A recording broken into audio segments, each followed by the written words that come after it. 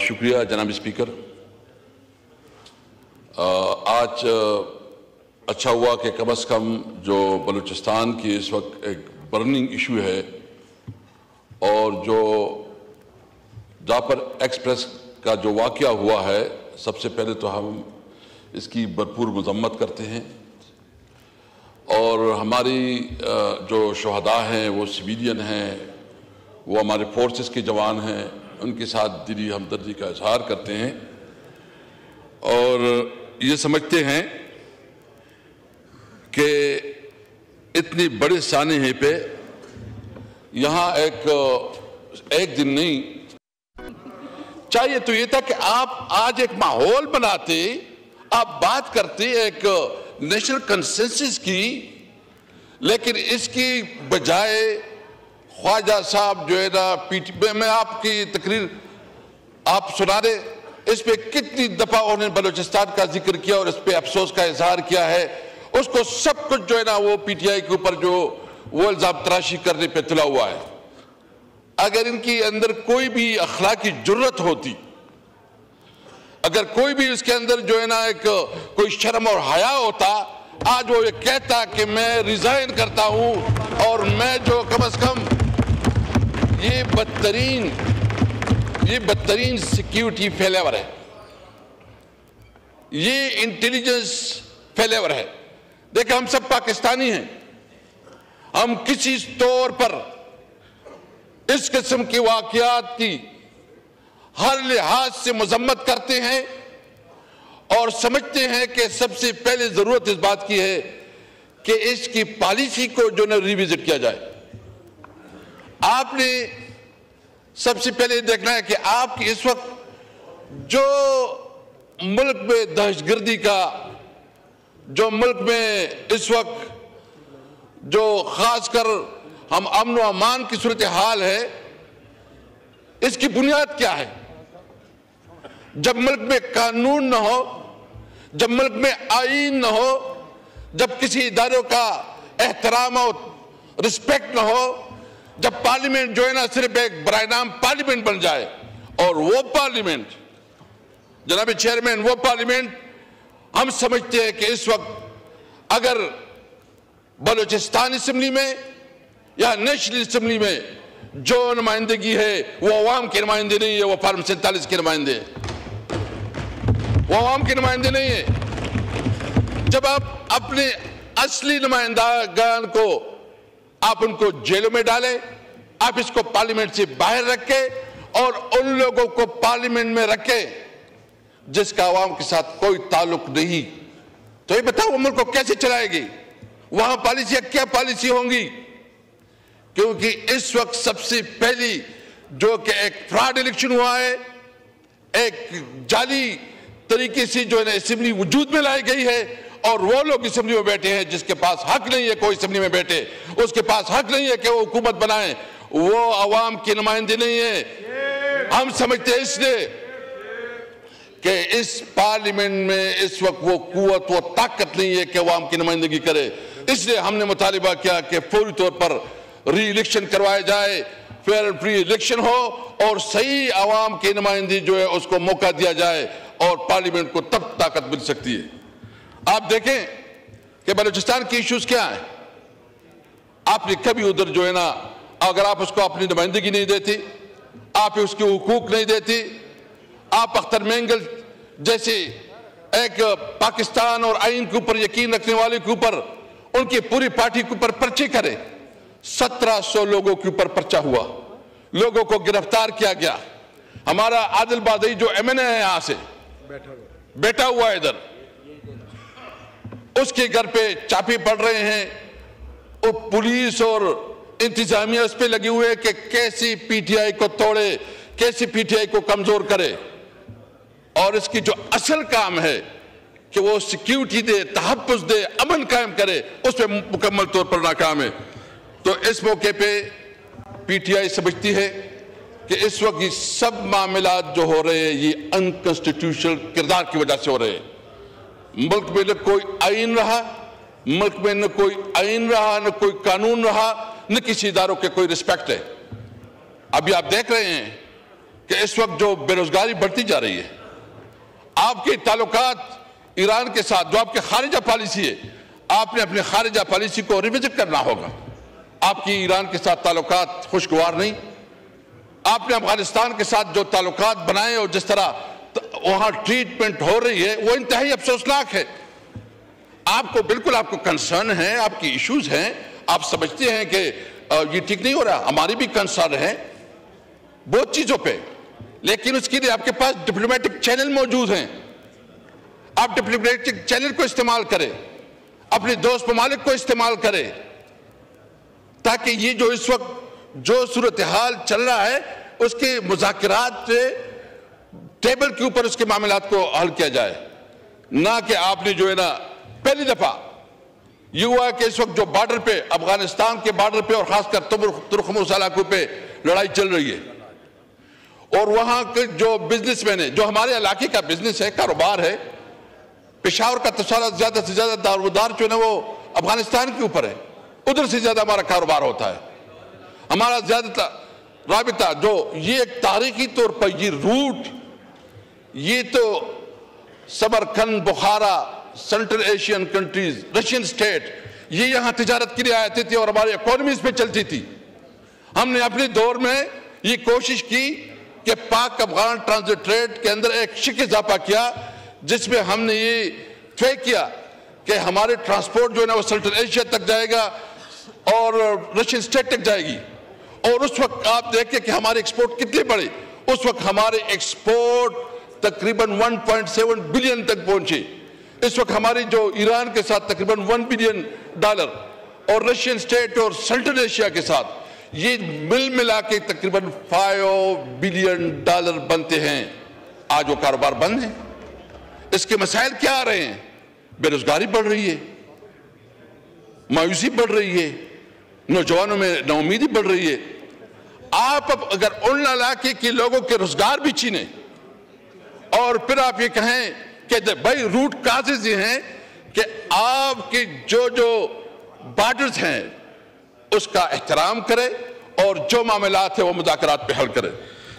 جناب چیئرمین، اس وقت سب سے بڑا مسئلہ وہ سیکیورٹی، خاص کر جو ہے نا یہ دو صوبوں میں اور بلوچستان جو ہمارا فاٹا ایریا جو مرج ایریا ہے، اور اس پارلیمنٹ بھی کمٹمنٹ کی تھی، اور 18 امینڈمنٹ کے بعد جو کہ ایک ایگریمنٹ ہوا تھا فاٹا کے ساتھ کہ 1000 بلین روپیز جو وہاں کے ڈیولپمنٹ پہ لگائے جائیں گے۔ آپ رپورٹ منگوا کے دیکھیں اس وقت کتنی جو ہے نا ادھر ڈیولپمنٹ ہوئی، کتنا پیسے ادھر استعمال ہوا ہے۔ آپ جان بوجھ کر چھوٹی صوبوں کو جو ہے نا محروم رکھ رہے ہیں، آپ جان بوجھ کر جو ہے نا اس کو اس طرف دھکیل رہے ہیں کہ خدا نخواہ پاکستان کے خلاف وہ کام کرے۔ اور آج خواجہ صاحب جو ہے نا ڈیفنس منسٹر ہیں، وہ جس طرح بیان کر رہا ہے کہ سب کچھ پی ٹی آئی کی وجہ سے ہو رہا ہے، یہ سب کچھ تمہاری نااہلی کی وجہ سے ہو رہا ہے، تمہارے اندر وہ کیپیسٹی نہیں ہے، تمہارے اندر وہ صلاحیت نہیں ہے۔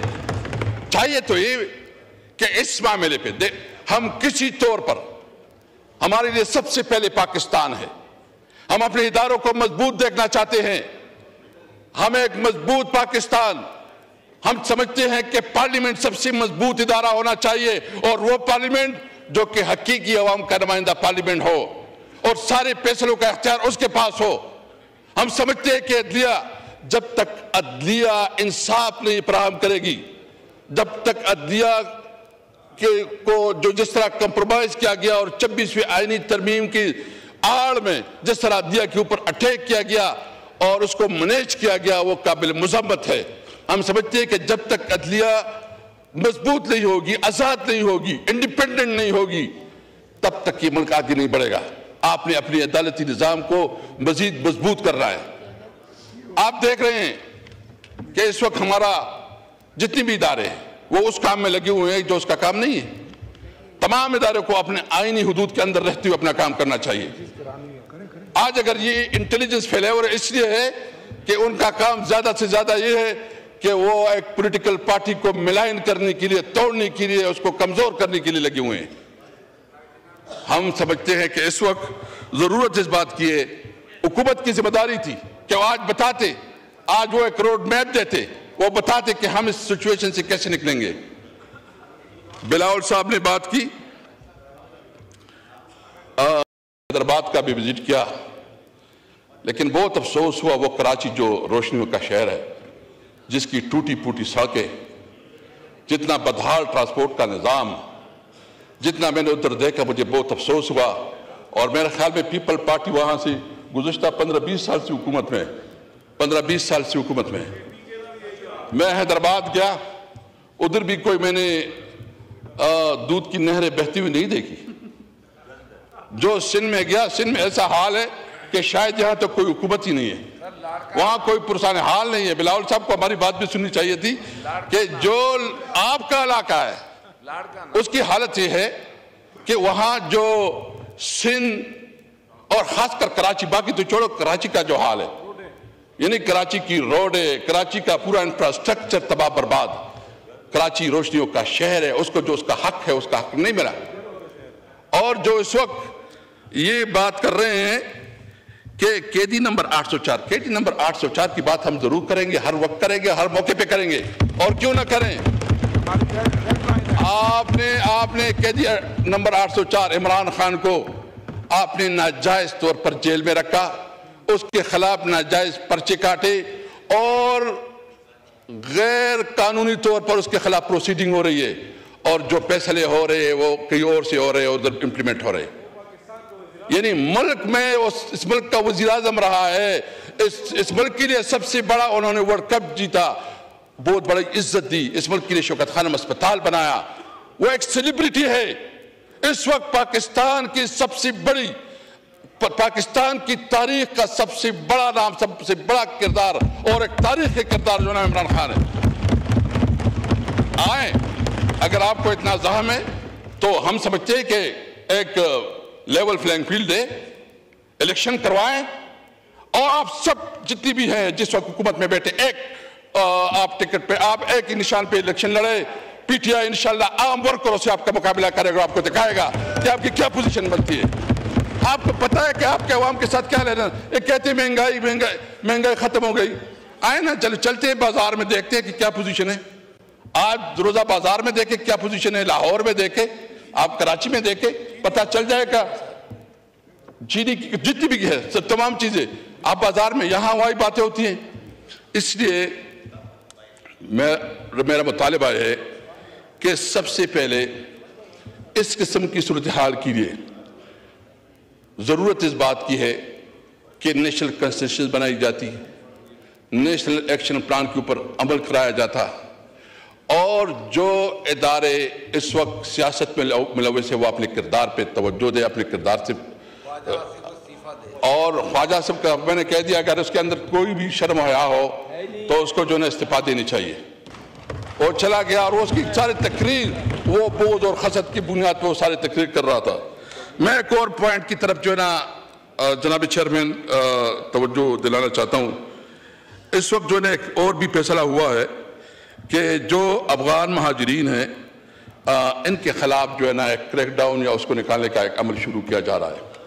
ہم سمجھتے ہیں کہ جتنی بھی انلیگل امیگرنٹس ہیں وہ جس بھی ملک سے تعلق رکھتے ہیں، بے شک ان کے خلاف جو ہے نا جو قانون کے مطابق عمل ہونا چاہیے وہ ہونا چاہیے، لیکن یہ مسلسل اس طرح ایک کمپین شروع ہو جاتی ہے اور پولیس والوں کے جو ہے نا وارے نیارے ہو جاتے ہیں۔ یہاں بیچارے جو ہے نا وہاں ایک جنگ زدہ ملک ہے، ایک طرف آپ اس طرح کی حرکتوں سے آپ وہاں ایک مستقل دشمن بنا رہے ہیں۔ آپ بے شک جو بھی قانون کے اندر ہے، جو بھی رولز کے مطابق آپ کریں، لیکن اگر کوئی اس قسم کا کمپین بنایا جاتا ہے کہ جو انٹرنیشنل قانون کی خلاف ورزی ہو، پاکستان کی قانون کی خلاف ورزی ہو، تو ہم اس کی بھرپور طریقے سے جو مذمت کریں گے۔ اور ہم سمجھتے ہیں کہ اس معاملے میں تمام سٹیک ہولڈر کو، اور خاص کر جو بلوچستان اور کے پی کے کی جو حکومت ہے ان کو آن بورڈ رکھا جائے۔ یہ جو بہت ضروری ہے، کیونکہ یہ ایک طرف تو آپ کی ویسی بھی حالت جنگ میں ہے، لیکن آپ ایک نیا ایشو ایسا کر رہے ہیں کہ خاص کر جس صوبے سے ہمارا تعلق ہے تو وہاں تو جینا حرام ہو جائے گا، وہاں تو ہم ایک آگ میں پھینک رہے ہیں۔ آپ اگر کوئی अनलॉफुल काम करेंगे, इलीगल काम करेंगे, तो फिर तो इसके असरात हम ही भुगतेंगे। हम एक मजबूत पाकिस्तान देखना चाहते हैं, हम पाकिस्तान मजबूत इदारे देखना चाहते हैं। हम समझते हैं कि आइन के अंदर रहते हुए जिस इदारों का जो किरदार है उसको अपना किरदार अदा करना चाहिए, और उसको जो उसका हक है, जो उसकी लिमिटेशन है, वो अपनी लिमिटेशन के अंदर रहते हुए अपना किरदार अदा करे। मैं सिर्फ इतना कहूँगा आखिर में कि जो हमारे खारिजा पॉलिसी, खासकर जो बॉर्डर्स के साथ हमारे ताल्लुकात है, ज़रूरत इस बात की है कि इसको रिविजिट किया जाए, और उसमें लाहौर तो माशाल्लाह हमने देखा है, और लाहौर की भी हालत हमने देखी है, वो भी हमें मालूम है। वो हमारी हुकूमत में बहुत बेहतर बन गया था। No cross talk, please. I won't allow the cross talk, please. इस वक्त लाहौर सिर्फ देखा नहीं है, जीता भी है। इस वक्त जो है ना, अली मोहम्मद खान साहब, इस वक्त अगर आप भी इस तरह करेंगे तो फिर कौन आएगा? इस वक्त जनाब चेयरमैन, इस वक्त जो अमन अमान की सूरत हाल बलूचिस्तान और आपकी सूबे सिंध में भी जो कच्ची के डाकुओं का राज है, और कच्ची के डाकुओं से लोग तंग है, और पंजाब में भी जो कच्ची के डाकू है, इसके लिए एक कलेक्टिव डिसीजन करना चाहिए, और सही मानों में ज़रूरत इस बात की है कि इसके लिए नेशनल कंसेंसस पैदा की जाए। पाकिस्तान जिंदाबाद।